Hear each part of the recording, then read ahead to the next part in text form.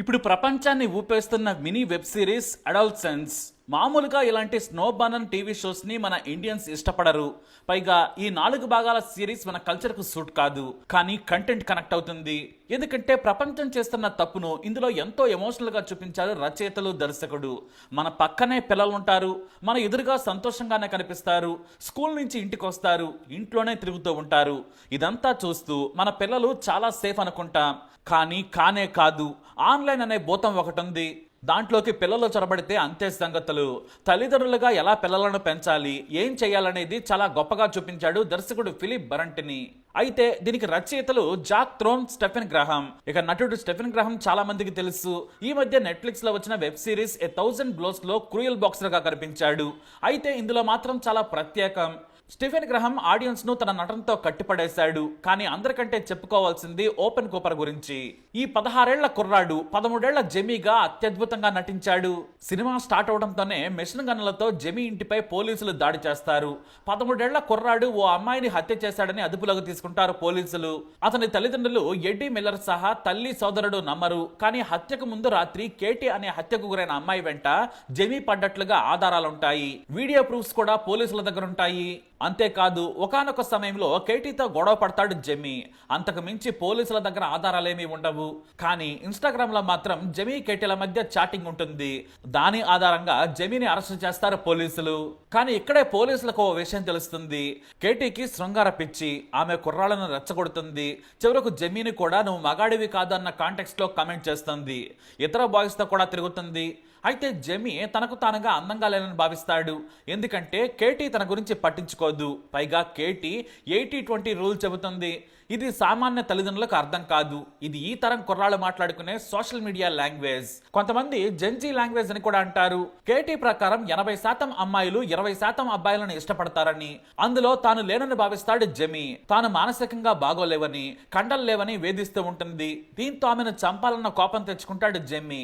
అయితే ఆమెతో గడపాలనేది కూడా జెమీ ఆశ. కాకపోతే శృంగారం అనే ఆలోచనలు అతనికి లేవు. కానీ ఒక రకమైన పోటీ తన స్నేహితులతో కనిపిస్తుంది. అయితే జెమీని బయటకు రమ్మని అడుగుతాడు. కానీ ఆమె టాప్లెస్ బూత్ ఫోటోలను పంపుతుంది. తనకే కాదు చాలా మంది బాయ్స్ కూడా పంపుతుంది. అయితే విచారణ సమయంలో జెమీ విచారణాధికారితో వింతగా ప్రవర్తిస్తాడు. తనను విచారిస్తున్న అందమైన మహిళతో సంభాషణ చాలా ఆసక్తికరంగా ఉంటుంది. రెడ్ పిల్ ఈమోజీ గురించి, అలాగే కిడ్నీ బీన్స్ 100% గురించి చెబుతాడు. వాటి అర్థం నేటి తరం విచారణాధికారులకు కూడా తెలియదు. దాని అర్థం తనకు తానుగా అందమైన అమ్మాయిలను ఆకర్షించలేకపోతున్నానని వారికి చెబుతాడు. అందుకే తనకు తానుగా అందరికంటే అందవిహీనంగా ఉంటాననే భావనలో ఉండిపోతాడు. ఇక పర్పుల్ హార్ట్ అంటే కోరికలతో ఉన్నట్టు. ఎల్లో హార్ట్ ఈమోజీ పంపితే నేను రెడీ అని, పింక్ హార్ట్ ఈమోజీ పెడితే నువ్వంటే నాకు ఇష్టమని, కానీ శృంగారం మాత్రం ఇష్టం లేదని చెప్పటం. ఇక ఆరెంజ్ హార్ట్ అంటే నీకేం కాదని ధైర్యం చెప్పటం. ఇలా ఆన్లైన్ భూతం టీనేజ్ పిల్లలను ఎలా కమ్మేస్తుందనేది ఈ సిరీస్ లో చెప్పారు. ఇక మొదటిసారి జెమీని జువెనైల్ జైల్ లాంటి కంట్రోల్ సెంటర్ కు తీసుకొచ్చినప్పుడు భయపడతాడు. కానీ ఆ తర్వాత ధైర్యంగా ఉంటాడు. విచారణాధికారిని చాక్లెట్ సహా తనకి ఇష్టమైనవి తీసుకొస్తుంది. అయితే ఇద్దరి మధ్య వాగ్వాదం జరుగుతుంది. చివరకు బూతులు కూడా మాట్లాడుతాడు. అయినా ఆ అధికారిని ఓపికతో ఉంటుంది. ఇక చివరిగా ఓ ట్విస్ట్ ఇస్తాడు. నా మీద నీ అభిప్రాయం ఏంటని ఆ లేడీ ఆఫీసర్ని అడుగుతాడు. ఆమె షాక్ అవుతుంది. ఓ 13 ఏళ్ల కుర్రాడు ఇలా అడిగాడేంటా అని ఆమె బాధ. ఆమె షాక్ లో ఉండి సమాధానం చెప్పదు. కానీ నువ్వంటే నాకు ఇష్టమంటాడు. అంతేకాదు ఇది మరో రకంగా కాదు, పర్సనల్ గా నువ్వంటే నాకు ఇష్టమంటాడు. ఆ తర్వాత బలవంతంగా మరో పోలీస్ గట్టిగా అరుస్తున్న జెమీని తీసుకెళ్తాడు. కానీ ఆమె ఏడుస్తుంది. ఎందుకంటే జెమీ మానసిక ప్రవర్తన సరిగా లేదని. ఆ మాట అన్నందుకు కూడా ఆమె మీద అరుస్తాడు. చివరిలో ఐ లైక్ యూ అనడంతో సోషల్ మీడియా ఆ కుర్రాడిని మొత్తం నాశనం చేస్తుందని గ్రహిస్తుంది.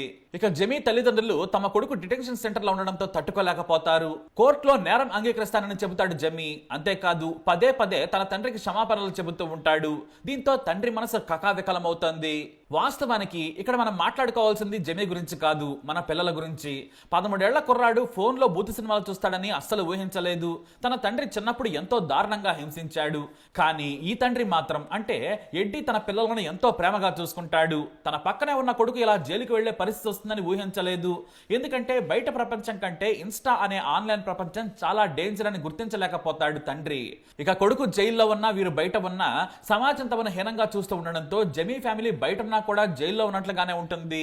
దీంతో ఆ కుటుంబం మొత్తం మానసికంగా సమాజంలో ఇమడలేక ఇబ్బంది పడుతూ ఉంటుంది. మొత్తానికి ఇది కథ. ఇప్పుడు ఈ మినీ సిరీస్ ప్రపంచవ్యాప్తంగా నెంబర్ 1 ర్యాంక్ లో ఉంది. చివరకు మన దేశంలో కూడా అందరినీ ఆశ్చర్యపరుస్తూ ఉంది. అయితే ఇది అందరూ చూడొచ్చా అంటే తల్లిదండ్రులు తప్పక చూడాల్సిన వెబ్ సిరీస్. పిల్లలు చూడకూడదు.